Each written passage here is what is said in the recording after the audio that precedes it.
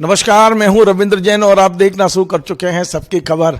आज मैं मध्य प्रदेश में जमीन घोटाले को लेकर एक नई तरह का मामला सामने लाया हूं।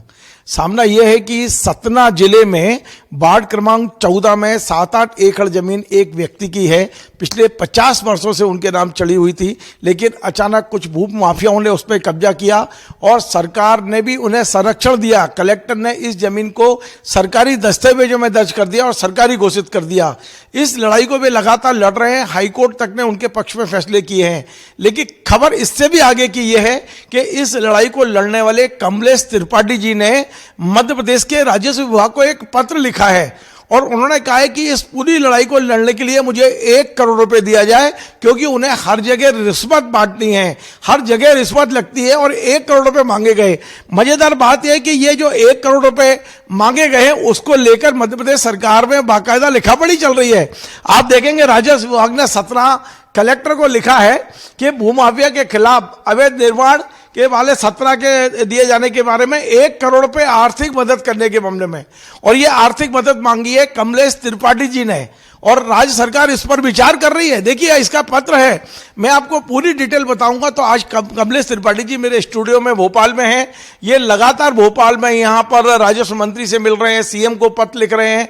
ये 8-9 साल की जो लड़ाई है, इसमें प्रधानमंत्री कार्यालय ने कई पत्र लिख दिए हैं, विधानसभा में कई बार ये मुद्दा उठ चुका है। मध्य प्रदेश में वहां जो कलेक्टर है सतना के, वो 4 बार कमेटी का गठन कर चुके हैं कि इनकी जमीन से कब्जा हटाया जाए और इनका रिकॉर्ड भी दुरुस्त किया जाए, लेकिन किसी के कान पर कोई जू नहीं रखती, क्योंकि वहां जो कब्जेदारी हैं वो बहुत पावरफुल हैं। वो तहसीलदार को खरीद लेते हैं, वो राजस्व अधिकारियों को खरीद लेते हैं।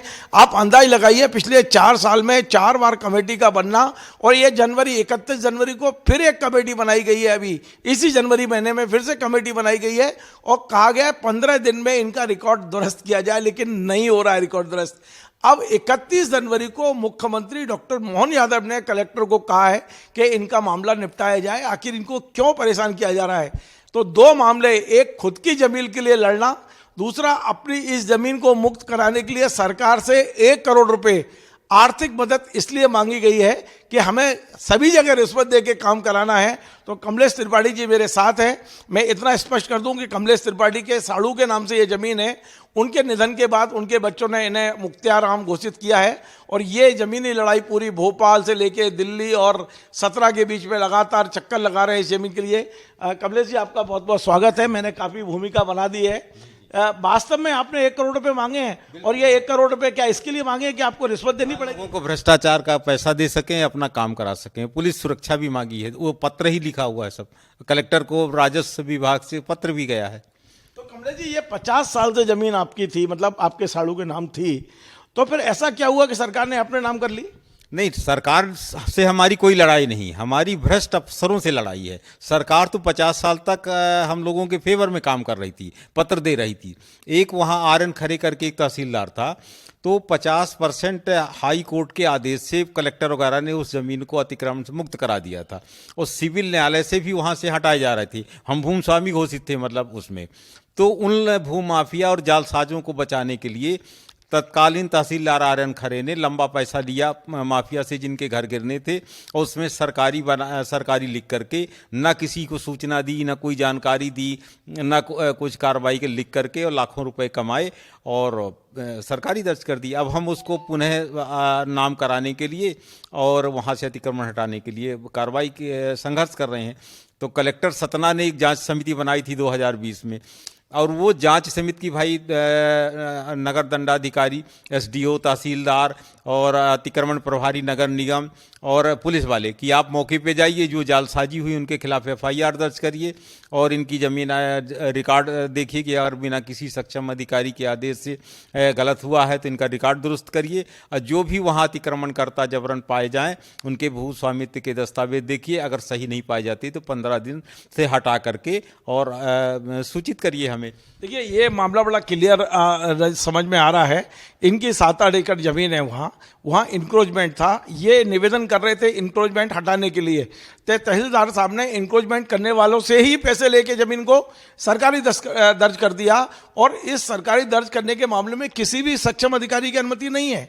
अब कलेक्टर भी लगातार ये लिख रहे हैं कि इसका रिकॉर्ड दुरुस्त किया जाए, लेकिन जो भूमाफिया हैं जो वहाँ जमे हुए हैं वो पैसे देकर उसको दुरुस्त नहीं होने दे रहे हैं। शायद यही आपका कहना है। मामला पर जो वर्तमान कलेक्टर अनुराग वर्मा जी हैं, जिनका संबंध भूमाफिया लोगों से है, ये करीब 2-3 साल से। आपका कहना है कि पहले तहसीलदार मिले थे, अब कलेक्टर भी मिल गए। कलेक्टर में जो अधिकारी थे, मतलब उन्होंने फैसले करते हैं फिर बदल देते हैं पैसा लेके, बहुत सारे प्रमाण है। तो जब ये जालसाजी होगी तो बड़ा भारी मध्य प्रदेश में 50 करोड़ से ऊपर का खुलासा सामने आएगा कि किस तरह का क्या बेईमानी होती है। इसीलिए हमने प्रधानमंत्री को लिखा, हमने माननीय मुख्यमंत्री को लिखा, कल हम राजस्व मंत्री से मिले, राजस्व मंत्री ने करण सिंह वर्मा ने कलेक्टर उसको तहसीलदार को फोन किया कि 8 दिन के अंदर इनका प्रकरण निपटा करके मुझको जानकारी दो, क्योंकि वो ईमानदार माने जाते हैं करण सिंह वर्मा। उनको माने नहीं जाते, वो ईमानदार हैं, हम पत्रकार उनका कह सकते हैं। तो इसलिए तो हमने बताया कि सर आपके पास न्याय हमको मिल सकता है। तो उन्होंने सख्ती से कहा भी, बोले 8 दिन के अंदर नहीं होता है कार्रवाई तो फिर मैं करूंगा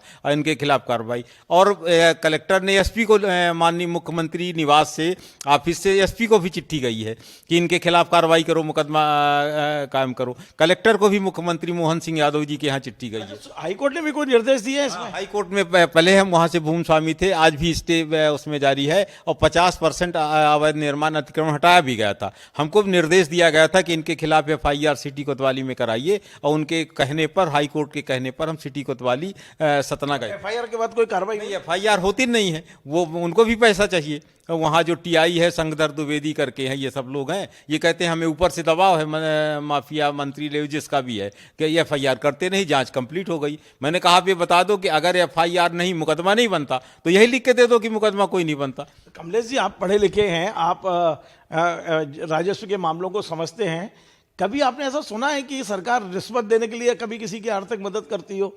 जिस तरह का पत्र आपने लिखा है राजस्व विभाग को कि हमें अपनी ही जमीन मुक्त कराने के लिए रिश्वत बांटनी है, 1 करोड़ रुपए की मदद कर दी जाए, ये क्यों, क्या सोच के लिखा? मैंने आज तक ऐसा प्रकरण, 40 साल के पत्रकारिता में ऐसा प्रकरण नहीं देखा कि कोई व्यक्ति सरकारी कर्मचारियों को रिश्वत देने के लिए सरकार से पैसे मांग रहा हो। बिल्कुल, इसलिए कि आपके पास जब जो आय का साधन होता, स्रोत होता, खत्म हो जाता है। अधिकारी को तो पैसा चाहिए, चाहे फरियादी दे चाहे अपराधी दे, उसको तो पैसे से मतलब है। वो कहता है मुझे ऊपर देना पड़ता है, जो भी करना पड़ता है, तो उससे काम कैसे होगा? आपके पास पैसा है नहीं। सरकार से कहा कि भाई तुम पैसा दे दो तो हम अपना इनका काम करके फिर तुमको वापस दे देंगे। कर्जे न मांग रहे हैं सरकार से, और सरकार बाकायदे पत्र जारी कर रही कलेक्टर को। ऐसा तो है नहीं कि मैंने किसी को चोरी छुपे किया है। विधानसभा में बाकायदे क्वेश्चन उठ रहा है, विधानसभा में धोखाधड़ी हो रही है। गोविंद सिंह राजपूत ने कलेक्टर को चिट्ठी लिखी है कि गलत करो, फिर दोबारा विधानसभा क्वेश्चन उठा।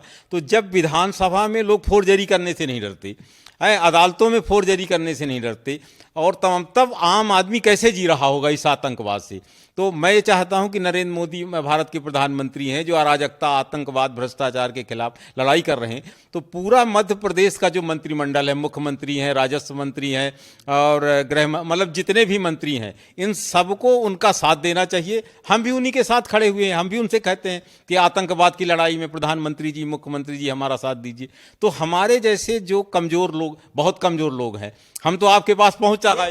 एक बार ये बता दीजिए, ये जमीन एग्जैक्ट कहां पर है, इसका खसरा नंबर क्या है? आराजी नंबर है वार्ड नंबर 14, सतना नगर निगम क्षेत्र, आराजी नंबर 5/675/3, आराजी नंबर 5/675/2/1, आराजी नंबर 5/675/1/1, आराजी नंबर 6/676। राजस्व सेक्रेटरी का, प्रमुख सचिव राजस्व का लिखा हुआ है। उन्होंने पूछा है कलेक्टर से कि भाई 50 साल तक ये भूमि स्वामी थे, किसके आदेश से तुमने जमीन सरकारी कर दी?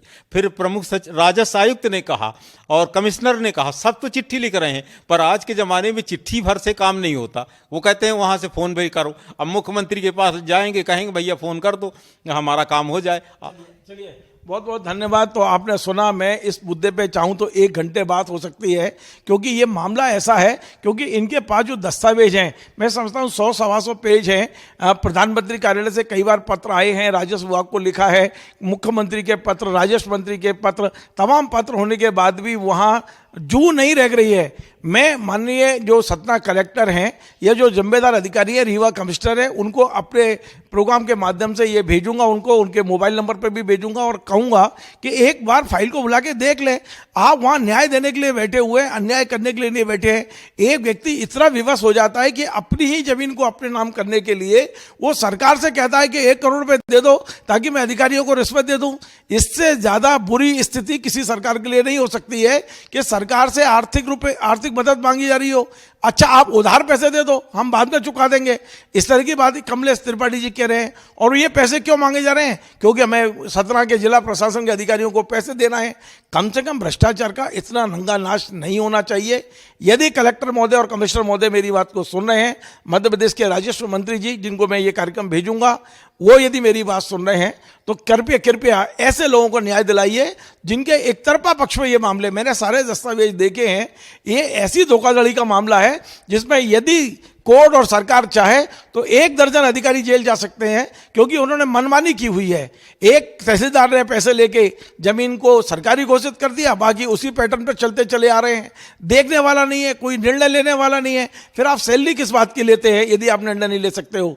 तो फिलहाल मैंने एक ऐसे व्यक्ति की मदद करने की कोशिश की है जो भोपाल, दिल्ली और सतना के बीच में भटक रहे हैं अपनी खुद की जमीन के लिए, अपने अधिकार के लिए। यदि आपको हमारा कार्यक्रम पसंद आए, आप इसे शेयर करें, लाइक करें, कमेंट करें और आपसे बार बार निवेदन है हमारे इस चैनल को सब्सक्राइब अवश्य करें। धन्यवाद।